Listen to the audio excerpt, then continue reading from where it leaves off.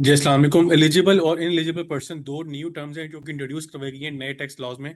आज की वीडियो में हम डिस्कस करेंगे कि एलिजिबल पर्सन की कैटेगरी में कौन लोग शामिल होते हैं और वो किस तरह की ट्रांजैक्शन कर सकते हैं, और इनएलिजिबल पर्सन कैटेगरी में कौन लोग शामिल होते हैं और इन लोगों को किन ट्रांजैक्शन से रोका जा रहा है नए लॉज में।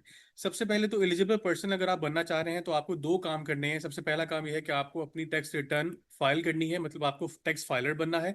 दूसरा काम आपने क्या करना है कि आपने एक स्टेटमेंट फाइल करनी है जो कि है सफिशिएंट रिसोर्सेज को जस्टिफाई करने के लिए। तो statement of sufficient resources plus अगर आप रिटर्न फाइल करते हैं तो आप एलिजिबल पर्सन कैटेगरी में शामिल हो जाते हैं। दूसरी तरफ अगर हम देखें, इन एलिजिबल पर्सन वो होता है जो फाइलर भी हो सकता है और नॉन फाइलर भी हो सकता है। ये एक नया कॉन्सेप्ट है जो कि लॉ में इंट्रोड्यूस करवाया गया है कि आपको एलिजिबल पर्सन बनने के लिए सिर्फ नॉन फाइलर होना जरूरी नहीं है।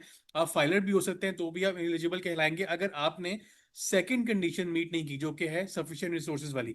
अगर आपने सफिशिएंट रिसोर्सेज की स्टेटमेंट फाइल नहीं की तो चाहे आप फाइलर हैं या नॉन फाइलर हैं, आप इनएलिजिबल कहलाएंगे। इनएलिजिबल पर्सन के ऊपर कुछ रिस्ट्रिक्शन अप्लाई की गई हैं कुछ ट्रांजेक्शन से रिलेटेड जो इकोनॉमिक ट्रांजेक्शन हैं, जिसमें सबसे पहले आपने कोई गाड़ी परचेज करनी है, आपने कोई प्रॉपर्टी परचेज करनी है, इसके अलावा आप कोई इन्वेस्टमेंट करना चाह रहे हैं, या फिर इवन के आप कोई कैश विड्रॉ करना चाह रहे हैं अपने अकाउंट से, और लास्ट में अगर आप कोई बैंक अकाउंट ओपन करना चाह रहे हैं, बैंक अकाउंट आपको मेंटेन करना चाह रहे हैं, उसके ऊपर भी आपको कुछ रिस्ट्रिक्शन फेस करनी पड़ सकती है अगर आप इनएलिजिबल पर्सन कैटेगरी में फॉल कर रहे होंगे। तो इसके लिए हम एक टेबल में डिस्कस कर लेते हैं, टेबल फॉर्म में, कि एलिजिबल वर्सेस इनएलिजिबल में कौन सी ट्रांजेक्शन है और उस पर क्या थ्रेशोल्ड डिफाइंड है कि आप किस कैटेगरी में फॉल कर रहे हो तो आप कितनी ट्रांजेक्शन एग्जीक्यूट कर सकते हैं। सबसे पहले अगर आप व्हीकल की बात करें तो व्हीकल में एलिजिबल पर्सन और दूसरा टेबल है इन एलिजिबल पर्सन का। इसमें अगर आप थ्रेशोल्ड देखें तो इन एलिजिबल पर्सन के लिए 7 मिलियन का थ्रेशोल्ड है, मतलब 70 लाख से ज्यादा की गाड़ी आप परचेज नहीं कर सकते। जबकि एलिजिबल पर्सन के लिए there is no threshold, no upper limit. आप जितनी मर्जी वैल्यू की गाड़ी परचेज कर सकते हैं, उसमें कोई रिस्ट्रिक्शन नहीं है। अनलेस के आपने सफिशिएंट रिसोर्सेज की स्टेटमेंट फाइल नहीं की तो फिर आप इस कैटेगरी से निकल के यहां पे आ जाएंगे और फिर आपके ऊपर ये लिमिट अप्लाई हो जाएगी। सेकंड पॉइंट प्रॉपर्टी से रिलेटेड है कि आप अगर प्रॉपर्टी परचेज करना चाह रहे हैं तो फिर उस केस में इन एलिजिबल पर्सन की कैटेगरी में अगर आप फॉल कर रहे हैं तो फिर there is a limit of 100 million, मतलब 10 करोड़ के ज्यादा की प्रॉपर्टी आप परचेज नहीं कर सकते। जबकि एलिजिबल पर्सन के लिए there is no limit, same condition apply होगी कि आप एलिजिबल पर्सन है तो आप जितनी मर्जी ट्रांजेक्शन कर सकते हैं। There will be no question asked, बस आपने अपने एसेट्स को डिक्लेयर करना है और सफिशिएंट रिसोर्सेज की स्टेटमेंट को फाइल कर देना है। इसके बाद थर्ड कैटेगरी आती है इन्वेस्टमेंट की। इन्वेस्टमेंट अगर आप करना चाह रहे हैं म्यूचुअल फंड में, शेयर्स में, किसी भी तरह की इन्वेस्टमेंट है तो उसके लिए एलिजिबल पर्सन कैटेगरी में देर इज नो लिमिट। जबकि इन एलिजिबल पर्सन 50 मिलियन तक की इन्वेस्टमेंट कर सकता है जो कि 5 करोड़ रुपए की अमाउंट बनती है। जिसके ऊपर की अमाउंट अगर आप इन्वेस्ट करेंगे तो फिर आपको रोक दिया जाएगा। 5 करोड़ तक की इन्वेस्टमेंट आप कर सकते हैं, आपसे कोई क्वेश्चन नहीं किया जाएगा अगर आप इन एलिजिबल पर्सन कैटेगरी में फॉल कर रहे हैं। नेक्स्ट कैटेगरी है कैश विड्रॉल की। कैश विड्रॉ अगर आप अपने अकाउंट से करना चाह रहे हैं तो फिर इन एलिजिबल पर्सन के लिए there is a limit of 100 million एक अकाउंट पे, 100 मिलियन पर अकाउंट। क्या आप एक अकाउंट से एक पूरे साल के अंदर 10 करोड़ से ज्यादा की अमाउंट विड्रॉ नहीं कर सकते। जबकि एलिजिबल पर्सन के लिए सेम कंडीशन है जो ऊपर लिखी हुई है, there is no upper limit.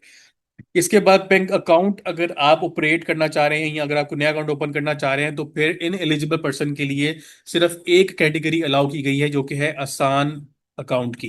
आसान अकाउंट एक तरह से वॉलेट अकाउंट होगा, करंट अकाउंट होगा, जिसके अंदर आप कोई इन्वेस्टमेंट नहीं कर सकते जो कि इस अमाउंट से एक्सीड कर रही होगी, कैश विड्रॉ नहीं कर सकते जो इस अमाउंट से एक्सीड कर रहा होगा, या आप कोई ट्रांजेक्शन नहीं कर सकते प्रॉपर्टी या गाड़ी की जो कि इन अमाउंट से एक्सीड कर रही होगी। बाकी सारे ट्रांजेक्शन आप एज इट इज परफॉर्म कर सकते हैं जो कि आप नॉर्मल अकाउंट में करते हैं। जबकि एक एलिजिबल पर्सन के लिए देर इज नो लिमिट, वो कोई भी अकाउंट, सेविंग अकाउंट है, टर्म डिपॉजिट अकाउंट है, करंट अकाउंट है, वो मेंटेन कर सकता है। अब यहाँ पे जो एक चीज देखने वाली है वो ये है कि अगर आप एलिजिबल पर्सन कैटेगरी में फॉल कर रहे हैं तो फिर आपको ये सारी ट्रांजेक्शन्स करने के ऊपर कोई चेक एंड बैलेंस नहीं रखा जा रहा, आपसे कोई क्वेश्चन नहीं किया जा रहा। आप जो मर्जी ट्रांजेक्शन करें अनलेस के आप ये अमाउंट एक्सीड करते हैं, इस लिमिट से एक्सीड करते हैं। जबकि एलिजिबल पर्सन के लिए कुछ भी उसने परचेज करना है उसको पहले जस्टिफाई करवाना पड़ेगा कि उसका सफिशिएंट रिसोर्सेज के जो स्टेटमेंट है वो फाइल करनी पड़ेगी। उसके रिसोर्सेज कहाँ से आए, उसके बाद पैसे कहाँ से आए वो उसने बताना है, उसको रिटर्न फाइल करनी है, तो ही वो ट्रांजेक्शन एग्जीक्यूट कर सकता है। जबकि इनएलिजिबल पर्सन सिर्फ ये इन अमाउंट्स को अपने माइंड में रखे और ट्रांजेक्शन करते हुए इन अमाउंट से ऊपर ना जाए तो उससे कोई क्वेश्चन नहीं किया जाएगा कि उसके पास रिसोर्सेज कहाँ से आए। उसको नोटिस आ सकता है कि वो रिटर्न फाइल करे या उसके पास इतने एसेट्स हैं तो अभी रिटर्न क्यों नहीं फाइल करा, लेकिन उसको ये नहीं कहा जा सकता कि वो ट्रांजेक्शन नहीं कर सकता। ट्रांजेक्शन करने से आपको रोका नहीं जाएगा। इसके बाद कुछ लिमिट्स ऐसी हैं जो कि कंबाइंड अप्लाई होती हैं, चाहे आप एलिजिबल हैं चाहे इनएलिजिबल हैं।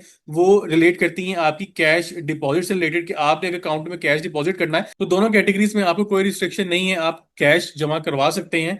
लेकिन एक रिपोर्टिंग रिक्वायरमेंट है बैंक्स की कि अगर आप उस अमाउंट से ज्यादा का कैश डिपॉजिट करवाएंगे एक महीने में अपने अकाउंट में, तो वो एफबीआर को रिपोर्ट हो जाएगा। ये दोनों कैटेगरीज के लिए वो अमाउंट है 10 मिलियन पर मंथ की। अगर आपने अपने अकाउंट में 1 करोड़ से ज्यादा का कैश डिपॉजिट करवाया है तो वो फिर एफबीआर को रिपोर्ट हो जाएगा, और उसमें आपका सीएनआईसी और बैंक अकाउंट डिटेल्स एफबीआर के साथ शेयर की जा सकती हैं। इसके बाद अगली जो कैटेगरी है वो प्रॉफिट की। अगर आप अपने अकाउंट में प्रॉफिट रिसीव कर रहे हैं तो उसकी अमाउंट भी विदाउट एनी थ्रेशोल्ड एफबीआर को रिपोर्ट होगी, दोनों कैटेगरीज के अंदर। तो इस दोनों कैटेगरीज में आपको प्रॉफिट की अमाउंट जो भी रिसीव हो रही होगी वो एफबीआर को बताई जाएगी। इन लिमिट्स में रहते हुए अगर आप अपनी ट्रांजेक्शन करते हैं तो बीइंग एन इनएलिजिबल पर्सन आपको कोई ट्रांजेक्शन से नहीं रोक सकता। एलिजिबल पर्सन के लिए there are many compliance requirements.